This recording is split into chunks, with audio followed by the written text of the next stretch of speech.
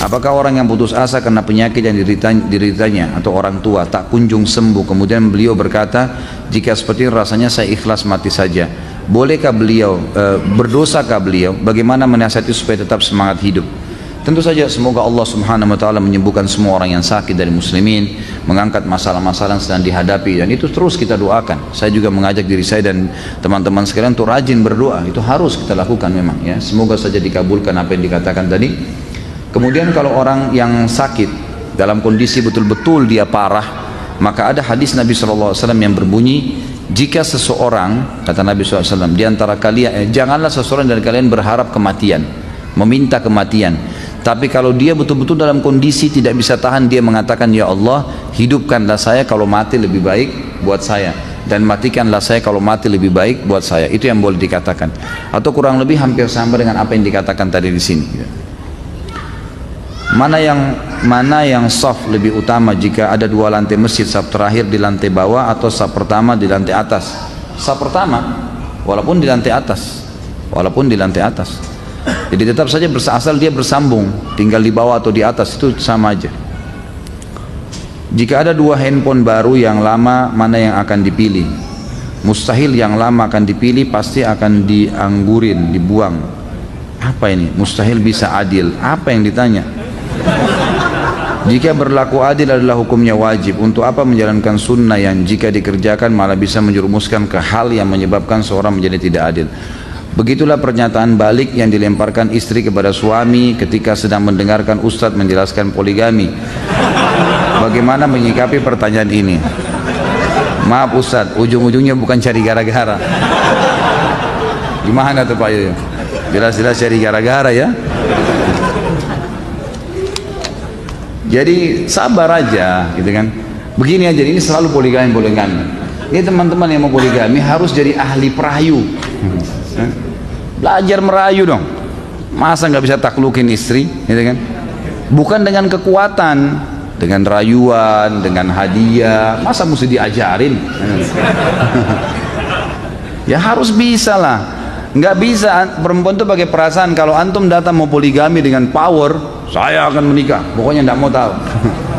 Gitu, salah. Jadi diajarin, nggak boleh.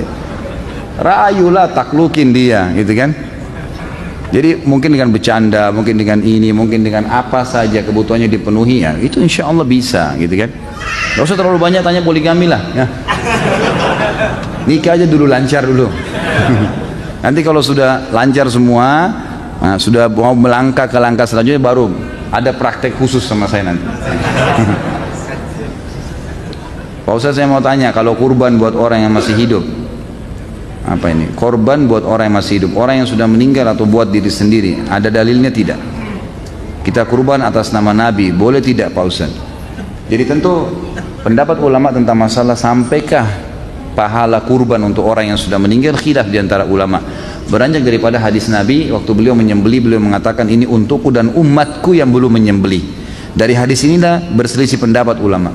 Ada yang mengatakan yang dimaksud di sini, yang mengatakan tidak ada lagi pahala sembelihan untuk orang mati, beranjak daripada hadis ini juga. Mereka mengatakan yang dimaksud oleh Nabi SAW adalah umatnya yang masih hidup, yang tidak sempat menyembelih. Pendapat kedua yang mengatakan bahwasanya sampai pahala sembelihan untuk orang mati, beranjak daripada hadis yang sama. Mereka mengatakan yang dimaksud oleh Nabi SAW ini untukku dan umatku yang belum menyembelih, yang hidup dan yang sudah mati. Dan banyak dinukil dari perkataan para salaful ummah. Kalau diantaranya Ibnu Taimiyah pernah menukil perkataan kalau zabah itu sembelihan juga akan sampai kepada orang-orang yang sudah meninggal, karena ada beranjak daripada hadis tadi. Allahu a'lam. Apabila seorang wanita tidak dinafkahi dengan benar selama belasan tahun, sehingga si wanita harus meminta makan dan kebutuhan harian dari orang tua si wanita, apakah si wanita boleh mencari nafkah sendiri dengan meninggalkan anak-anak mereka di rumah, anak-anaknya dititip ke keluarga? Bisa. Dan bahkan dia bisa mengambil harta suaminya diam-diam, gitu kan? Itu disebutkan dalam hadis Bukhari. Tapi yang dia ambil hanya haknya. Beranjak daripada hadis Hindun, istri Abu Sufyan, yang pernah mengatakan, ya Rasulullah, Abu Sufyan orang yang sangat pelit, tidak pernah mau tahu kebutuhan saya sama anak saya, pokoknya nggak pernah kasih duit. Dia pulang cuma tahu sudah ada makanan. Ini super luar biasa gitu.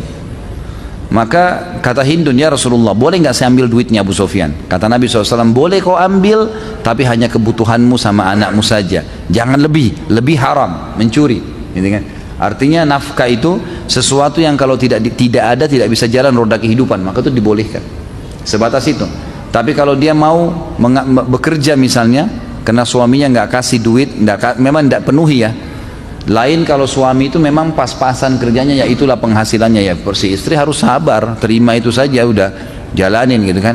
Tapi kalau memang suaminya sama sekali nggak mau peduli, kayak dalam perkataan ini memang suami nggak pernah kasih, ya di sini ulama mengatakan boleh dia keluar untuk mencari nafkah, minta pada orang tuanya atau dia bekerja, ya karena memang kalau tidak suaminya nggak menjalankan kewajiban, bagaimana? Dia tidak mungkin bisa hidup dengan cara lain gitu. Mau tanya mengenai kisos, kita yang tinggal di Indonesia tidak menggunakan kisos, apakah dosa kita tidak diampuni apabila belum sesuai hukum kisos? Misal pencuri seharusnya dipotong tangan, namun hukum di Indonesia hanya di penjara. Bagaimana kita apabila pernah berdosa mencuri, apakah cukup dengan taubat tanpa dikisos? Tentu saja taubat sudah mencukupi ya.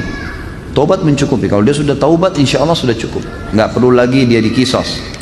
Nabi SAW seringkali kalau ada sahabat yang datang mengeluh minta dikisos, itu beliau langsung mengalihkan. Sudah pernah saya ceritakan ada sahabiat yang datang berzina, kemudian minta dirajam, lalu Nabi SAW menyuruh dia kembali sampai dia selesai melahirkan. Waktu habis melahirkan datang lagi, kata Nabi SAW, coba kau susuin dulu. Kata para ulama, ini Nabi SAW suruh pulang, kamu taubat deh. Karena kisos itu solusi terakhir, orang yang memang tidak menyesali perbuatannya, gitu ya. Gimana sih? Orang yang memang melakukan dosa dan tidak merasa bersalah, terus aja mau melakukannya. Nah itu yang dihukum dengan kisos. Tapi insya Allah dengan taubat sudah cukup. Cuman kalau antum pernah mencuri, maka harus dikembalikan itu, nggak boleh tidak. Ya. Saya mau tanya tentang teknis sholat saat i'tidal, apakah yang benar tangan sedekap atau dilepas diturunkan? Saya pernah dengar hadis berbunyi posisi i'tidal kembali kepada semula. Maksud di sini semula sebelum ruku atau sebelum takbiratul ihram. Ini sudah saya bilang, jangan tanya masalah bab lain dulu, gitu kan? Dan sudah sering saya jelasin masalah ini. Jadi yang saya sering jelasin bahwasanya hadisnya satu, Nabi SAW dikatakan kalau bangun dari ruku kembali anggota tubuhnya seperti semula. Nah di sini ulama jadi dua pendapat, yang mengatakan seperti semula ini sebelum salam, maka sami Allahu liman hamidah, tangannya turun ke sebelah kiri kanan tubuhnya. Kalau dikatakan anggota tubuh kembali seperti semula setelah takbir, maka kembali ke dada. Dan Ibnu Qayyim rahimahullah sudah menyatukan, mengatakan alangkah baiknya seorang muslim, karena dalilnya ada, cuma mereka berselisih penjabaran dari dalil ini, dua-dua dijalankan. Sesekali bersedekap, sesekali dia tidak bersedekap. Saya hidup tapi saya merasa hampa. Cara mengasah keyakinan yang tumpul hidayah, apa bentuknya? Majelis ilmu, ilmu itu, majelis ilmu seperti ini hadirin, ya. Bukan cuma ini, siapa saja, jangan ditambah. Ini aja masih banyak, saya bingung nih.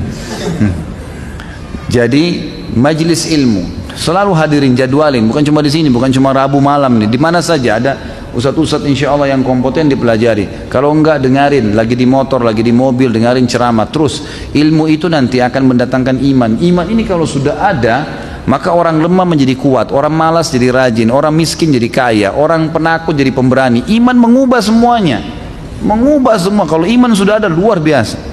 Orang buruk jadi baik, semuanya. Ya, iman ini, makanya dengan majelis ilmu itu yang bisa membantu. Kalau antum malas majelis ilmu susah. Saya sering bahasakan pengalaman saya, kadang-kadang saya sehari kalau nggak isi pengajian saya rasa lain dibandingkan dengan saya selalu isi ceramah gitu, semangat itu lain. Saya sebenarnya sendiri dalam ceramah seperti ini sedang mencas iman saya sendiri. Kembali lagi saya hadir, kembali lagi saya menyampaikan, kembali lagi saya mengingat riwayat-riwayat, hukum-hukum, jadi terus-menerus terasa tercas gitu kan. Istri saya tahu saya rasanya nggak pengen ada libur ceramah satu hari pun. Jadi walaupun dalam satu hari cuma sekali saya ceramah, kalaupun saya di rumah, saya berusaha kadang-kadang kalau waktu lowong saya balas SMS atau WhatsApp di mana orang bertanya agama, jadi tersibukkan dengan itu. Ya, majelis ilmu itu penting, ilmu itu yang bisa membentuk keimanan, dan iman kalau sudah ada aman semuanya, semuanya bisa berubah. Kapan baiknya anak laki-laki disunat atau dikhitan? Bolehkah sejak masih bayi? Jika sudah dewasa belum dikhitan, apakah tetap harus dikhitan?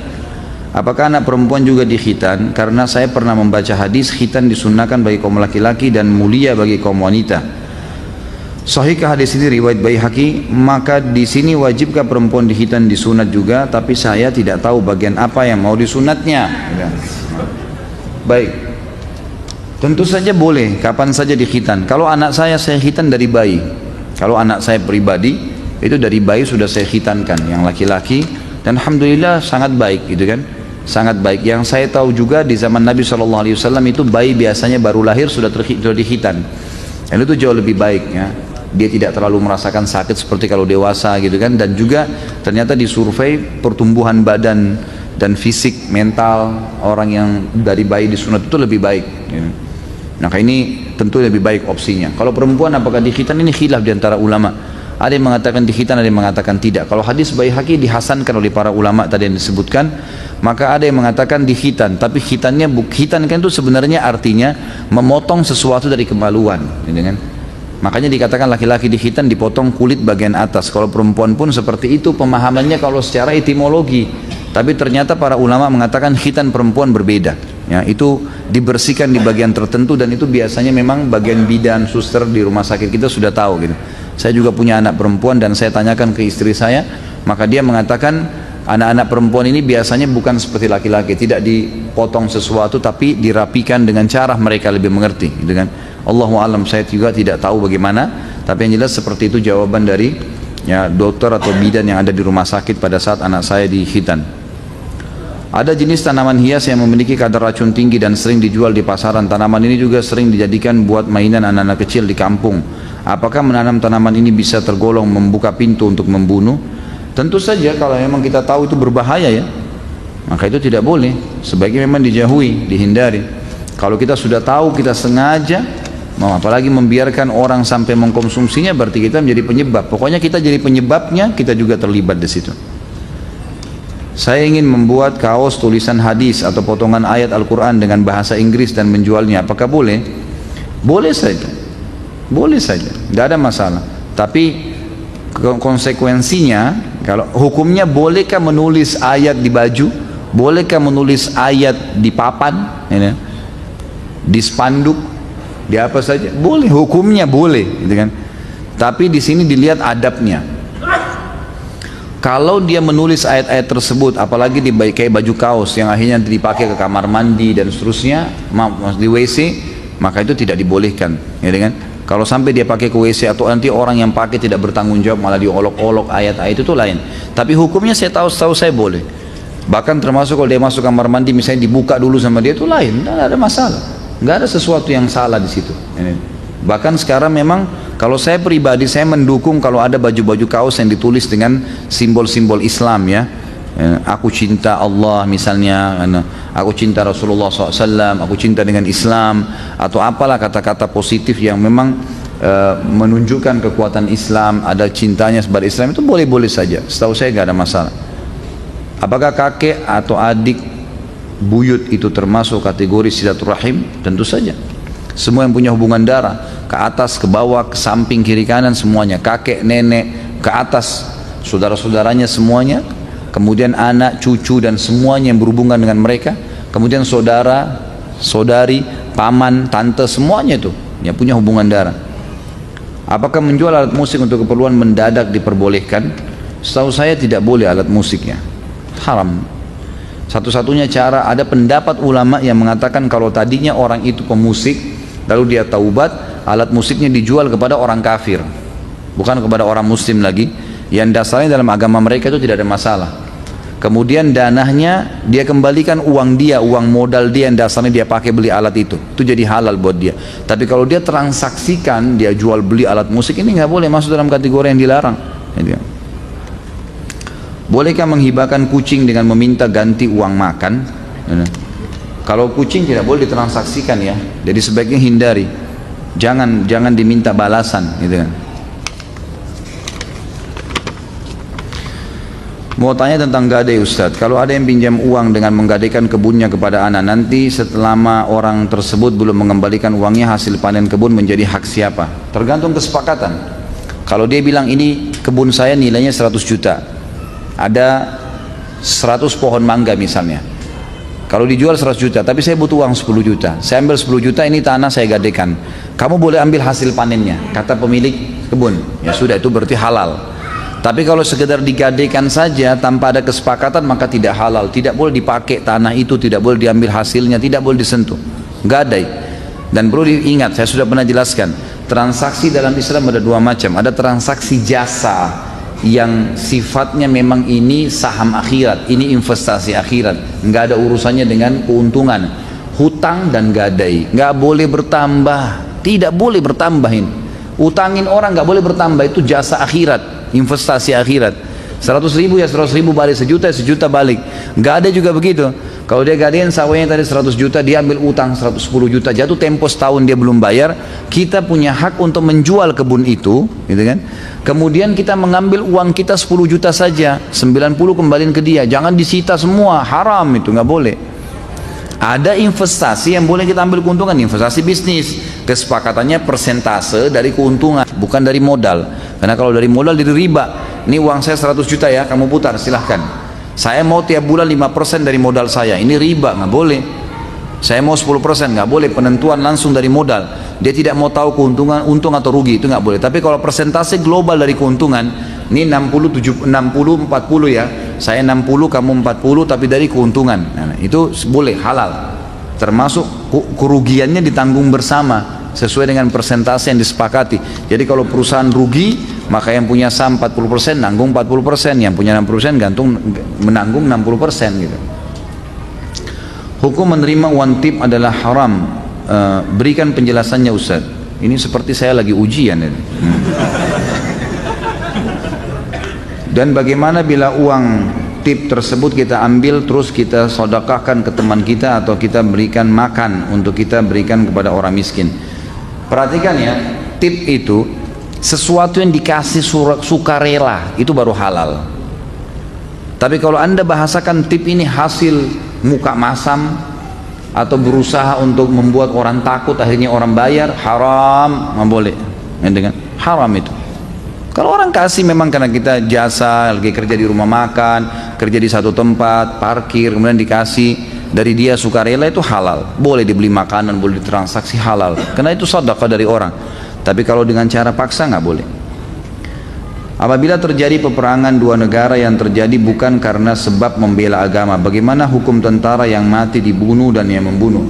Tentu saja kalau dia muslim dan dia membela karena kebenaran ada di situ, dan yang benar adalah yang benar di mata Allah, maka dia mati syahid.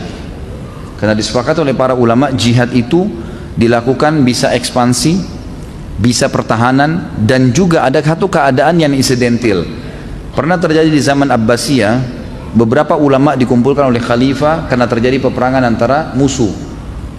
Wilayah Cina cekcok dengan sebagian wilayah Rusia, peranglah mereka. Di perbatasan Abbasiyah, dua-duanya ngirim surat minta tolong dibantu. Maka khalifah kumpulin ulama, ini kita apain nih sekarang? Bagaimana nih? Kita bantu atau enggak?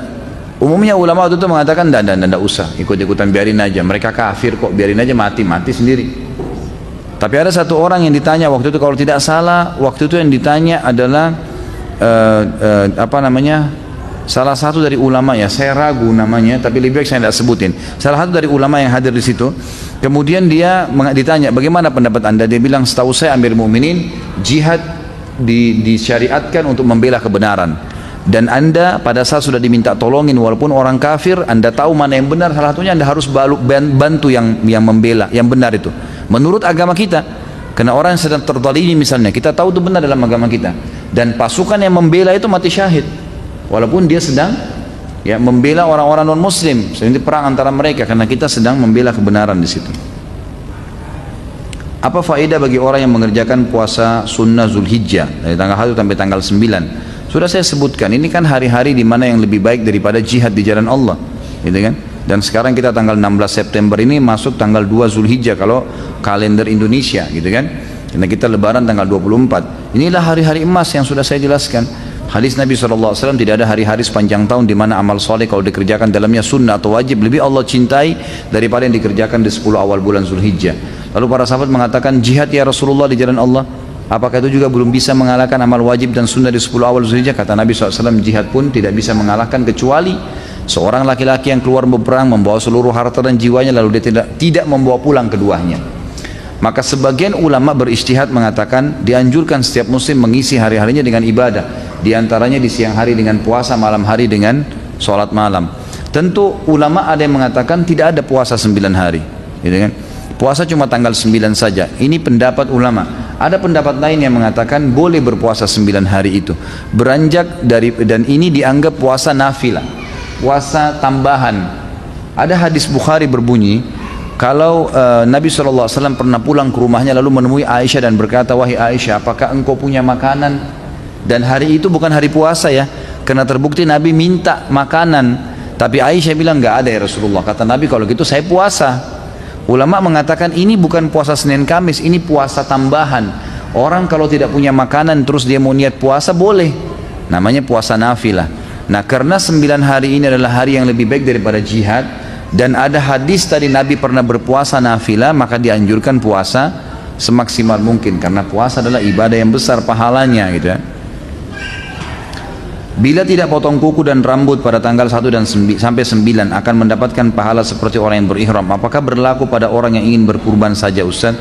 Tentu tidak bisa dikatakan pahala seperti orang berihram. Enggak ada dalil masalah itu ya. Itu ijtihad ulama saja. Jadi enggak ada dalil yang mengatakan orang kalau tidak potong kuku atau tidak potong rambut di 10 awal Zulhijjah sampai dia berkurban, itu adalah ya larangan dari Nabi.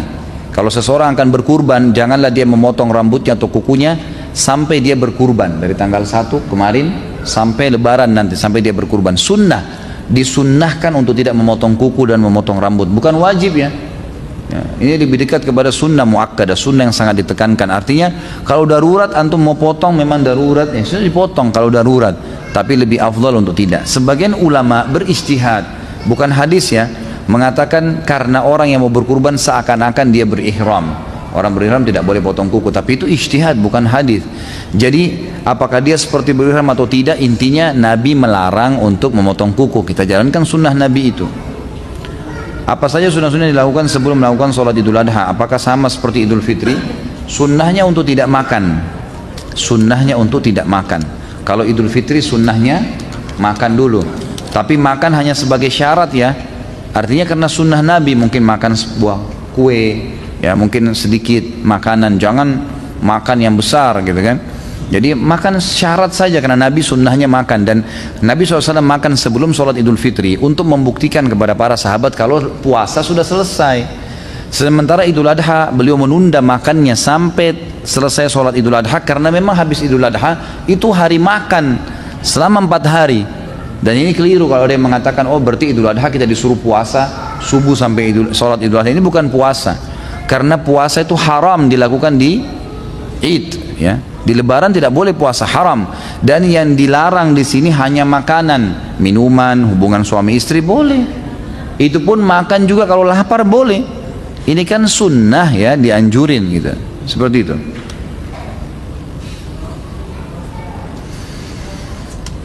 Habib itu apa Ustaz? Dan apa hubungannya dengan Habib di Indonesia? Kok banyak sekali pengikutnya? Kan sudah saya jelaskan dulu.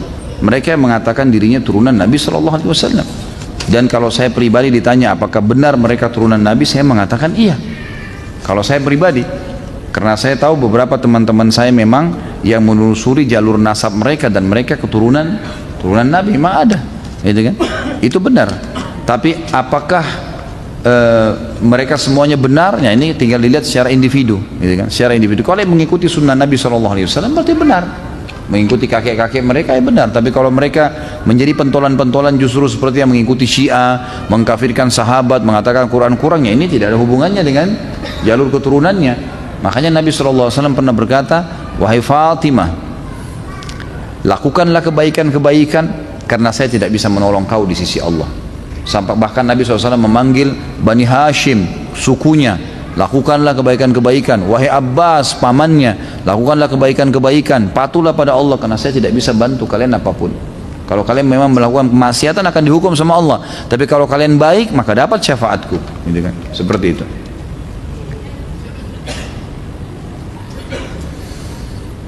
Afwan Ustaz, pertanyaan saya di luar tema. Dari tadi di luar tema.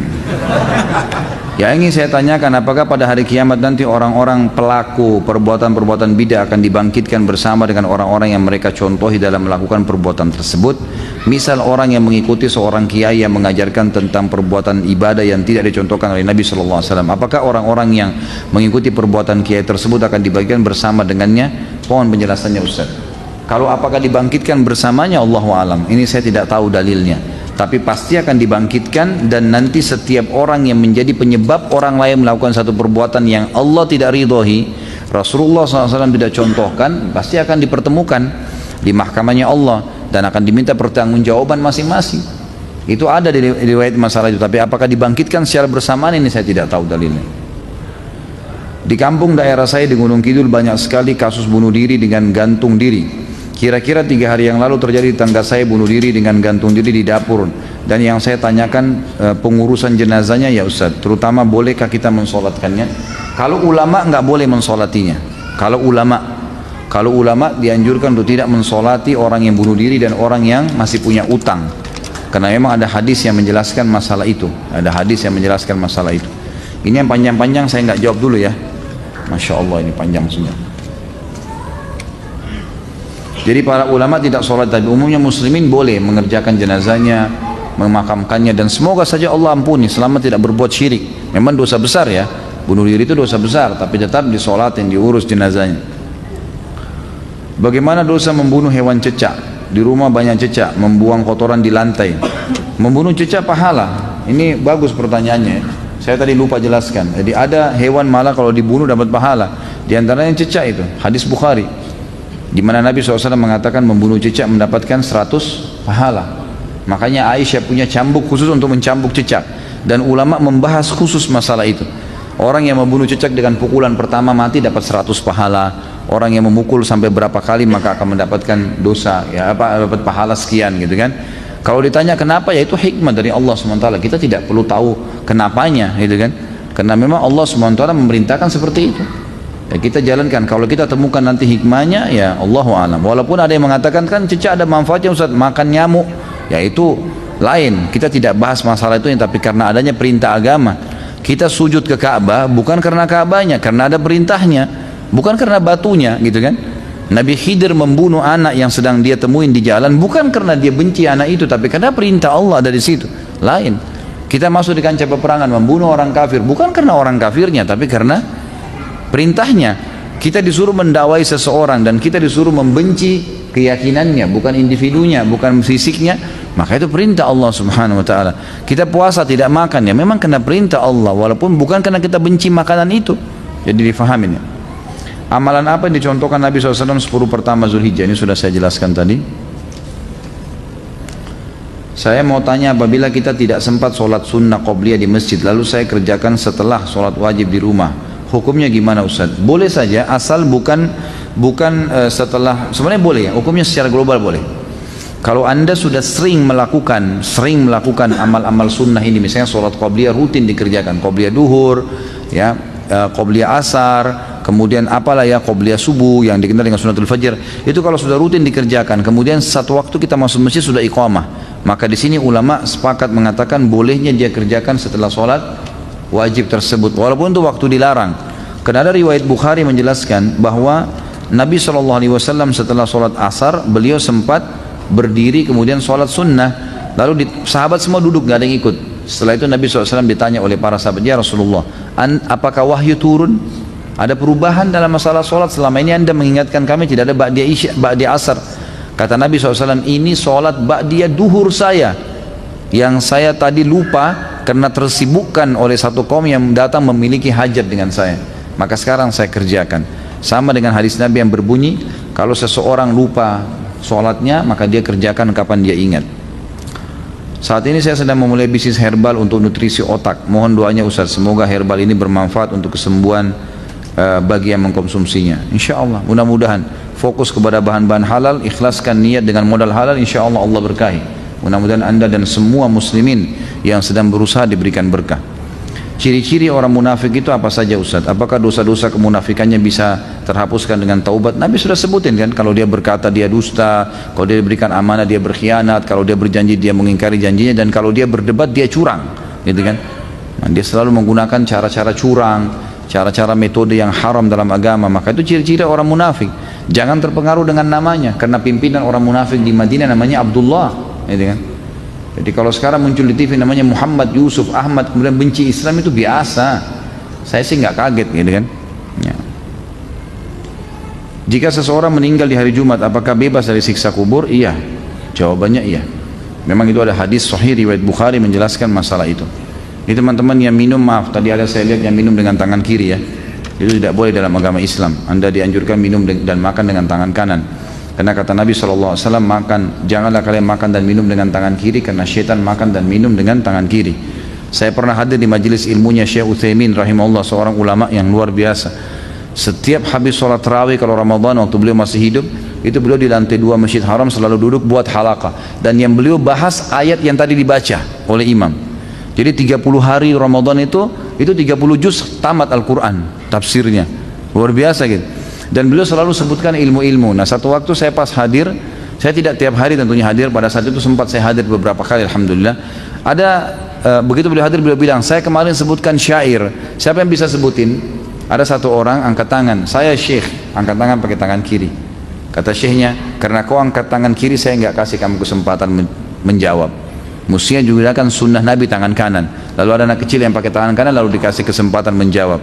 Jadi sampai pada tingkat itu para ulama mendidik kita untuk membiasakan menerapkan sunnah Nabi SAW. Jangan biarkan makanan dan minuman untuk syaitan. Karena kalau kita dengan tangan kiri atau lupa baca bismillah itu diambil oleh dia, oleh syaitan itu. Jangan dikasih, itu musuh kita.